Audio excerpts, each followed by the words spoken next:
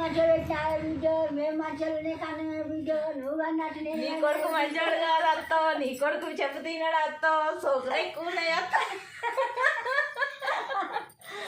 ఇంకో ఇవన్నీ పెట్టాలి తెలుసా, అందుకనే నువ్వు యూట్యూబ్లోకి అట్లా పోతావు, లేకపోతే పోవు. రోజు కొర్రి ముదురులు అయిపోయినాయి. ఈ వదిన కూడా ఏడికి పోదు ఇప్పుడు. ఎవరు ఇదే యూట్యూబ్లో పోతామమ్మా. ఇక మేము పోడే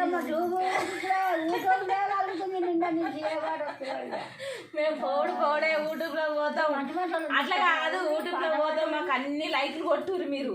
నాకు అది అసలు అనిపిసరాన్ని ఏం బాగా లైట్లు కొడతారే పిల్ల. మేము యూట్యూబ్లో పోతాం, అన్ని చెప్తుంటాం వాళ్ళకు. గసంలో చెప్పు మాకు ఏమొస్తుంది. నువ్వైతే లైక్లు కొట్టు. లైట్లు కొట్టేది అని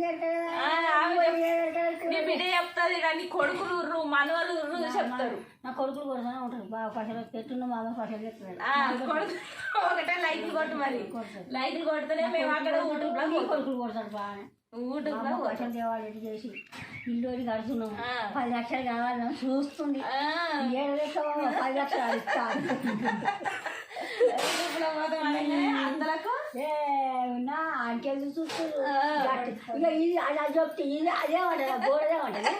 నాకు దేవుడా ఇంతకుండా దొరకాలి, దేవుడా పోటీ ఏడ దొరుకుతుంది.